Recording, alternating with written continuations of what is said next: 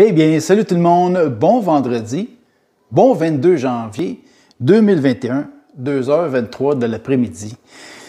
Aujourd'hui, je vous fais une recette qui contient encore des pommes. Et demain, je vous fais une autre recette qui contient encore des pommes. Et après, je vais vous faire une recette repas. Je ne sais pas encore laquelle, j'hésite entre 2-3. Fait que pendant que ça cuit ces choses-là, ben, je regarde et je me questionne et puis je vais décider laquelle des trois je vais vous présenter.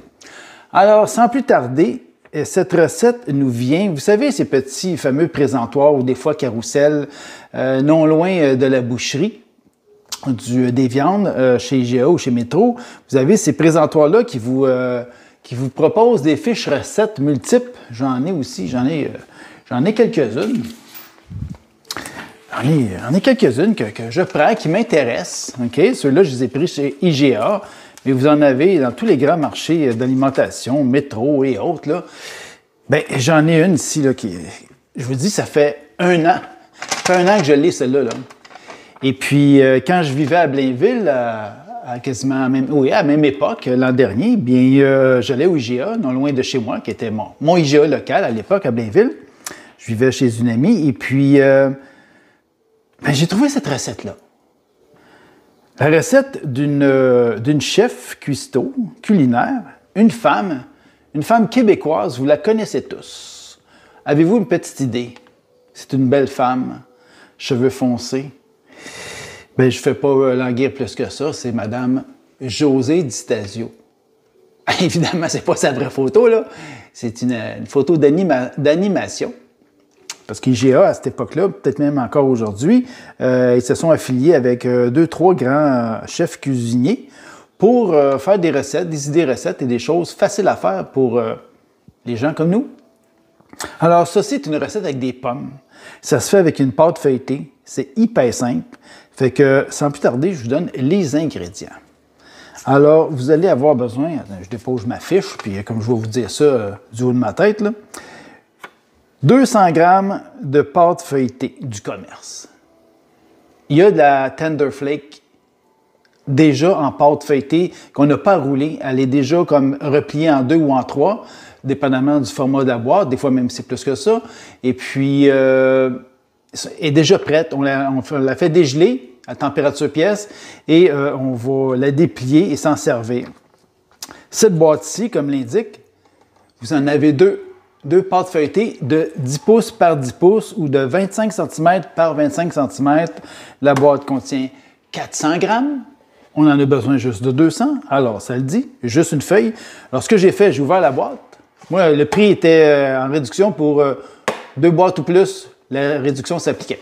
Alors, vu que j'aime ça cuisiner, c'est tout le temps une pâte vite faite, bien faite, qu'on reçoit à la dernière minute, ou on veut se faire un petit dessert entre amis, puis ben là, c'est couvre-feu, on ne peut pas sortir, on ne peut pas aller après 8 heures acheter quelque chose. Non, c'est défendu, sinon amende de 1600 $ environ. Alors, ben moi, j'ai pris 2 boîtes, puis fait qu'il me reste 3 pâtes feuilletées pour être prête à toute éventualité. Recevoir quelqu'un puis avoir un petit dessert sous la dent. Alors, donc, une boîte. Pour cette recette-là, vous n'avez besoin d'une feuille seulement dans la boîte. Là, c'est simple. Là, vous allez sortir votre feuille. Là, vous la mettez au frigidaire si vous pensez vous en servir tôt. Sinon, vous la recongelez. Gardez ça congelé. Moi, c'est ça que je fais. J'ai refermé délicatement l'enveloppe qui a juste une feuille, une pâte de feuille. Vas-tu dire?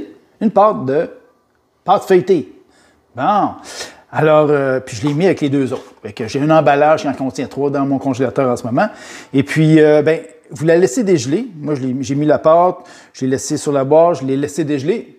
Et puis, après ça, vous prenez votre tôle à biscuits, vous mettez votre papier parchemin, vous la dépliez dedans et vous la laissez au réfrigérateur. Elle va mieux se manipuler, OK? Jusqu'à ce que vous faites votre recette. Fait que ça, c'est fait pour la pâte feuilletée. Vous allez avoir besoin d'un œuf que vous allez battre au fouet, d'environ 3 pommes, tout dépendamment de la grosseur des pommes. Là, Mme Di Stasio nous dit 3 pommes Corkland ou Macintosh pelées et épipinées, coupées en fin quartier, d'environ un quart de pouce. Ben moi, dernièrement, j'ai pris ce type de pomme-là, qui est la pomme Fiji. J'ai trouvé super bonne. Elle noircit vraiment pas vite. Fait qu'on a le temps, au moment venu, de l'épépiner, de la peler et de la manipuler sans qu'elle devienne noire, brunâtre. Puis à ce moment-là, ben, ça gâche vraiment le dessert. Fait que faites comme vous voulez. Kirkland, McIntosh ou je sais que Fiji a fait la job. Ça, c'est la Fiji. Vous allez avoir besoin d'une demi-tasse de sucre granulé blanc. Et dans cette demi-tasse-là, vous allez prendre, ça c'est une cuillère à table, donc 15 ml. Okay? Vous allez prendre 2 fois 15 ml dans vos tranches de pommes qui vont être déjà en fines lamelles. Vous allez ajouter 2 fois 15 ml de sucre blanc de votre demi-tasse. Vous allez vous assurer que tous vos morceaux de pommes sont bien enduits. Vous allez avoir besoin de la crème fraîche, 15 %. Vous allez avoir besoin exactement un quart de tasse ou 60 ml. Bon, bien, c'est quoi la crème fraîche? Crème de table, 15 %. Il y a de la crème champêtre, de la crème à cuisson. Mais pour ça, là, pour cette recette-là, là, c'est juste crème de table, 15 %. Pas de champêtre, pas de cuisson, celle-ci. Et pour finir, des amandes lamelées. Ça ressemble à ça. Vous n'avez pas besoin de tout ça. Vraiment pas. Ça, on va faire la cuisson de notre assemblage. 20 à 25 minutes. On retire du four. On va mettre notre liquide par-dessus délicatement. Et par-dessus, parsemé d'amandes lamelées et poursuivre la cuisson pour 15 minutes supplémentaires. Pourquoi on ne les met pas tout de suite, les amandes lamelées? Hey, c'est quelque chose à dire. Amandes lamelées. Alors, pourquoi on ne les met pas dès le début? Parce qu'ils vont trop cuire, elles vont noircir et comme toute noix, quand c'est trop cuit, c'est noirci, ça change le goût, les gras se sont évaporés, c'est vraiment pas bon. Alors, on le remet à la fin de la cuisson, du 20 à 25 minutes et on poursuit après avec le tout, le liquide, les amandes lamelées pour 15 minutes. On sort ça du four, on laisse tiédir pendant 10 minutes avant de découper et de servir à vos convives. Alors, sans plus tarder, on commence ça. Bon, eh bien, on est rendu à la pâte maintenant. J'ai assez parlé, j'entends déjà ma coucou me dire « Arrête, là, allez, va droit au but, là. C'est beau, c'est quoi t'as à dire? » Voici la pâte. Elle était pliée en 3, comme vous pouvez voir. OK? Eh bien, là, je l'ai remis au frigo. Là, ce qu'on va faire, tout le tour, sur environ un quart de pouce, tout le tour, on va badigeonner de mon œuf battu. Vous pouvez faire ça de 2 façons. Avec un petit pinceau à badigeonner de votre choix. Celui-ci est en silicone. Il y en a d'autres qui sont en poêle, je ne sais trop quoi, synthétique ou véritable. Ou même y aller avec votre doigt. Lavez-vous les mains au préalable. De toute façon, chaque fois que vous devrez cuisiner, on se lave les mains pendant 30 secondes, comme un médecin. Alors, je vais badigeonner cette petite pâte feuilletée.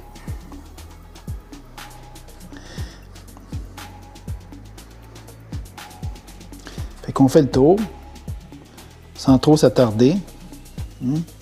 C'est pas une toile, c'est pas une peinture que vous allez accrocher dans votre salon. À la date, c'est pas compliqué, là.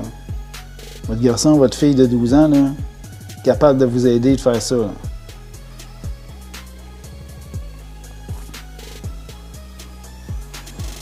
Alors, délicatement, on va replier la pâte tout le long. Vous les repliez sur la ligne d'arrêt. Je vais vous montrer, là. La ligne d'arrêt, c'est ici, là, où on voit que le jaune est arrêté. Là, je vais faire ça ici. Vu que le coin va être doublé, je vais en mettre ici aussi. OK?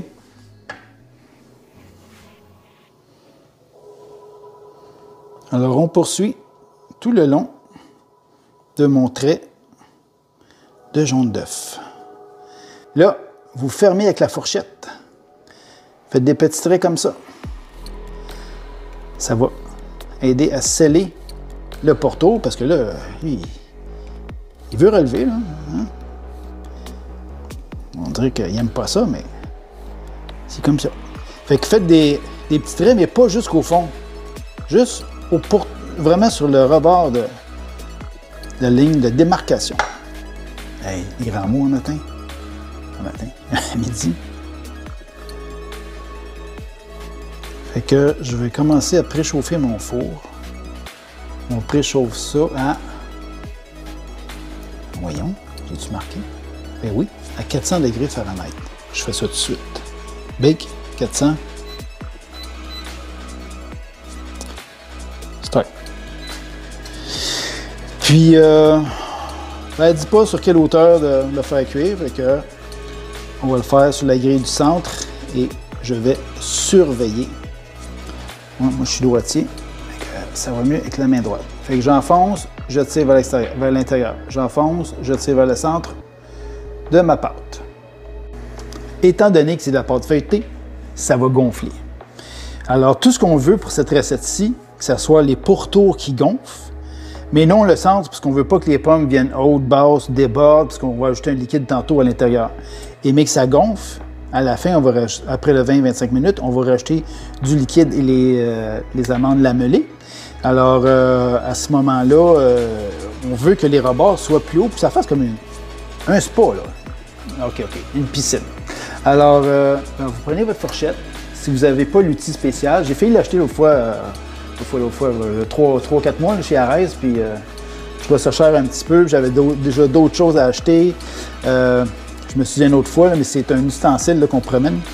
C'est piqué, c'est fait exprès pour piquer la pâte.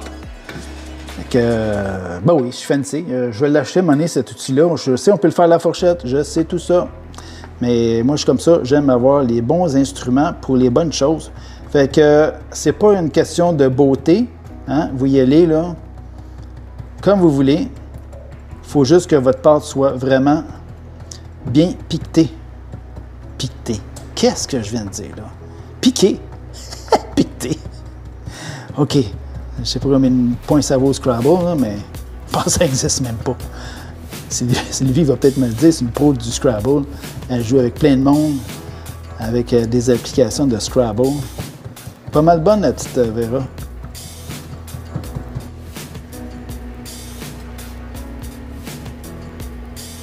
Fait que vous piquez votre pâte comme ça, tout partout. OK? Maintenant, prochaine étape, Madame Di Stasio nous dit abondamment, la baisse, piquer abondamment la baisse, les rebords. Bon, là, je vais ôter les pépins, peler les pommes, les couper en fines lamelles d'environ un quart de pouce. Fait que je prépare les pommes. Bon, bien, j'en ai profité, j'ai épipiné et pelé mes pommes. Je suis rendu à l'étape découper en lamelles. Je vais déjà prendre le sucre. J'ai pris un grand saladier. Je vais essayer de ne pas faire trop de dégâts.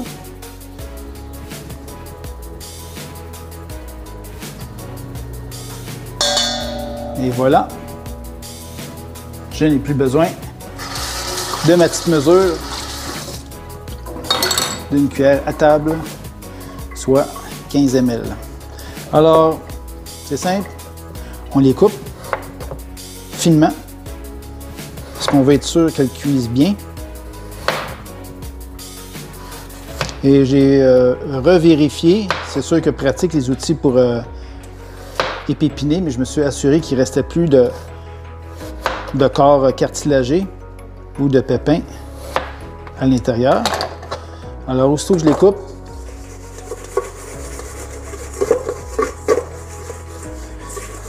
je les mets dans mon saladier contenant 30 ml de sucre blanc granulé.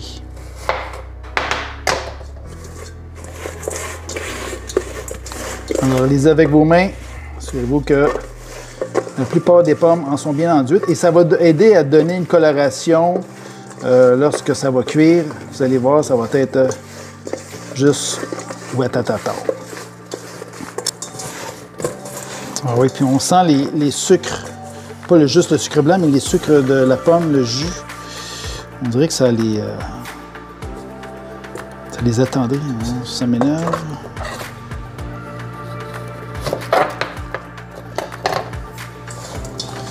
Bon, ben pourquoi pas la dernière, puis on gardera bien à quel point qu'on en met. Je sais pas à quel point ça doit être rempli ou juste le fond légèrement rempli. C'est sûr qu'on ne veut pas trop les étager. Hein? C'est surtout ça qu'on ne veut pas, parce qu'on veut pas que ça ait de la misère à cuire. Quand une pomme est trop large, essayez pas de la couper tout seul entre vos doigts. Mettez-en deux, un de chaque bord. Là. Comme ça, si votre lame elle glisse en coupant, elle va glisser dans les pommes à côté et non pas dans votre doigt, sur votre doigt. C'est bon, c'est bon. Je m'auto-corrige. Maintenant, on va étendre joliment nos pommes à l'intérieur.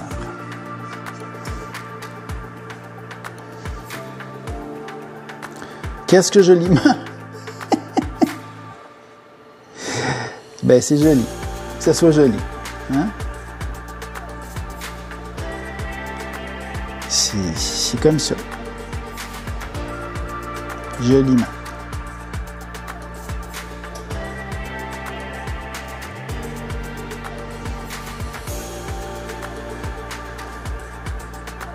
Ouais, ben. Je pense que je vais avoir assez de pommes pour faire un autre pâte feuilletée. Il se peut fort bien que je fasse l'autre tantôt. Ça n'a pas été long à dégeler. Le temps d'échanger par Messenger avec Sylvie, de boire un café. Et elle m'a partagé une vidéo. C'est des grands violonistes où... c'est quoi les... C'est pas des petits violons qu'on porte au menton, là. C'est un violon qu'on joue assis, là, puis on a le gros instrument entre les... le gros instrument entre les jambes, mais je veux dire l'instrument musical. En tout cas, ça s'appelle Tout Silo. Tout comme le chiffre 2. C-E-L-L-O-S, il me semble. Écoute, avec leur instrument, là, ils jouent de la musique rock, là. C'est débile. Débile. Je vais le mettre dans la barre de description, là. Allez voir ça. Si vous aimez un peu le rock, vous êtes dans ma tranche d'âge, ou même tranche d'âge. Ma fille, c'est Céleste Hudson. Elle n'est pas dans ma tranche d'âge, puis elle aime le rock, là. Mais c'est juste assez incroyable ce qu'ils font avec leur instrument qui est fait pour jouer des instruments d'orchestre, contemporains. Non, pas contemporain, mais c'est quoi le mot, là? Mozart, cette affaire-là. Le mot m'échappe. Le mot m'échappe. Pourtant, Maurice en écoutait que ça chez eux. Alors, c'est incroyable ce qu'ils font. C'est des virtuos de notre époque.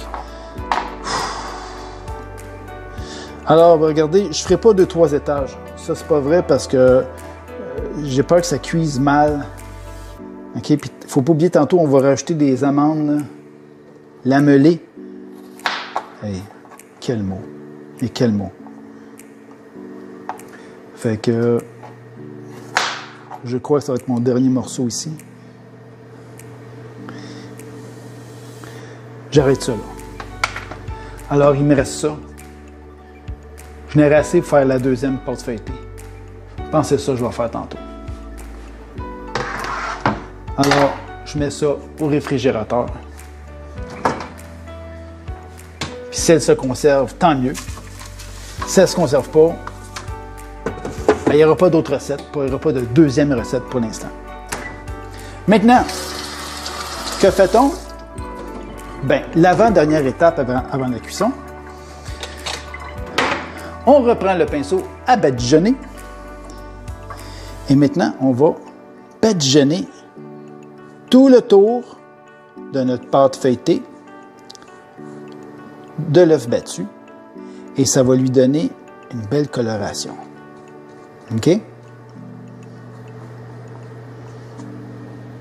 N'ayez pas peur, il va vous en rester de l'œuf battu pour le restant de la recette.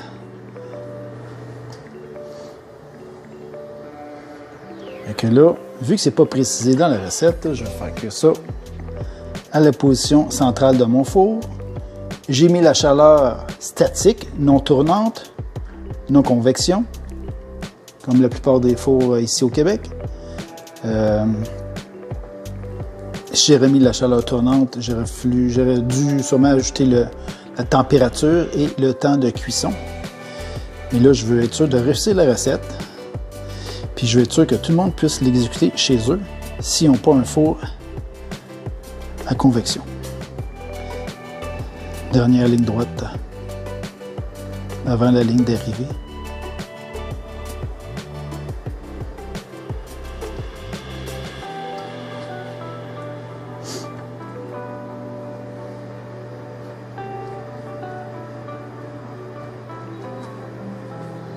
Tadam! Alors les amis, c'est comme ça que ça doit regarder. Alors je mets ça au four pour 20 à 25 minutes. Je suis curieux. Alors celle-là, 9 pouces par 8 pouces et demi. Donc, je mets ça au four. Bon, eh bien, on met ça au four pour 20 minutes et après quoi, bien, c'est prêt. Bon, il reste 4 minutes 8 secondes à cuire. Alors, pendant ce temps-là, je vais battre l'œuf avec... on va prendre une petite maryse. Et on va prendre la jaune aujourd'hui. D'habitude, c'est la rouge, là, mais aujourd'hui, ma belle jaune, c'est à toi la chance de travailler avec Alain. Alors, on va battre ça, les restants d'œufs. Bon, on va rincer ça, mettre de l'eau là-dedans parce que ça colle vite du jaune d'œuf.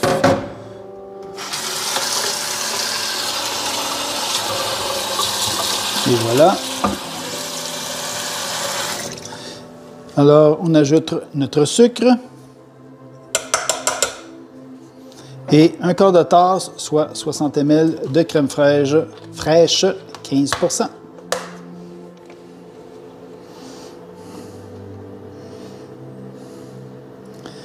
J'ai pris un petit saladier pour être sûr d'avoir une bonne immersion avec mon accessoire.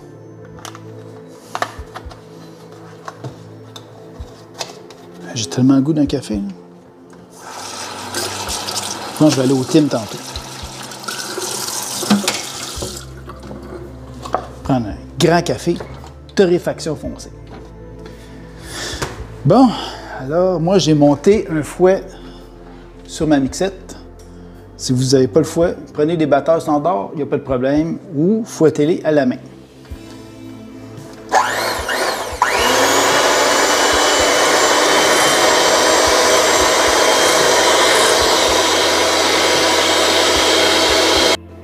Bon bien, c'est prêt, le four a retenti. On va sortir ça. On se fait de la place. Ouh, chaleur là-dedans.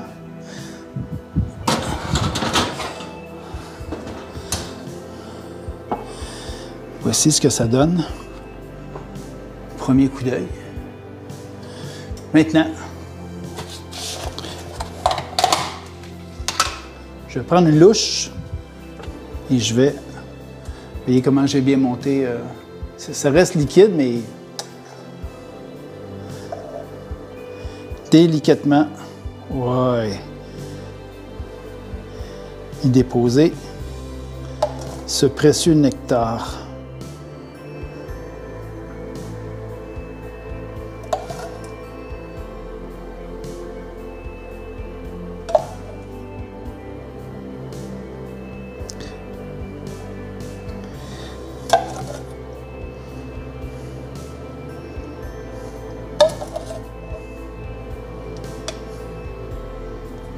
Et voilà. Bien important, c'est le temps des amandes lamelées. Alors, on met le liquide en premier, comme vous avez pu voir. Et on dispose aléatoirement quelques amandes. C'est combien d'amandes, Alain? C'est combien? C'est comme ça. OK? C'est juste comme ça. Il faut que ça reste un dessert aux pommes et non pas que ça devienne un dessert aux amandes.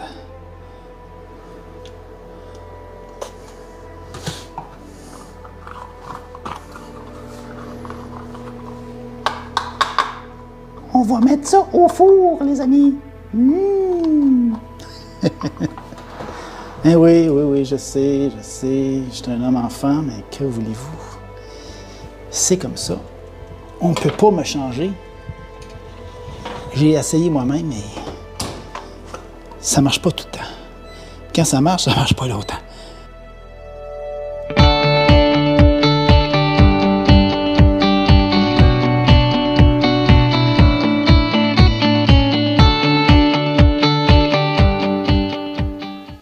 Bon, bien les amis, c'est prêt.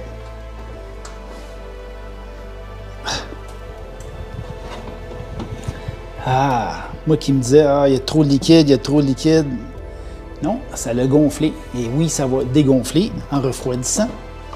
J'éteins mon four. Et voilà.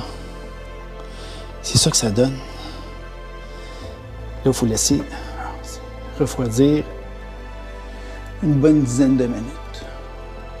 Vous voyez mon pourtour, comment est-ce qu'il a bien gonflé? Bien, c'est ça que ça doit donner.